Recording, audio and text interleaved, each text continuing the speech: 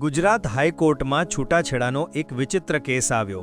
અમદાવાદના એક કપલ વચ્ચે ડુંગળી લસણના કારણે એવો મોટો વિવાદ થઈ ગયો કે બંનેએ 11 વર્ષના લગ્ન જીવનનો અંત લાવી દીધો।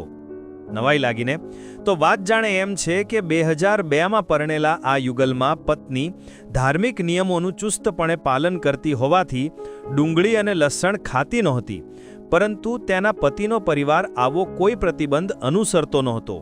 બસ આ કારણથી ઘરમાં રસોઈને લઈને ઝઘડા શરૂ થઈ ગયા।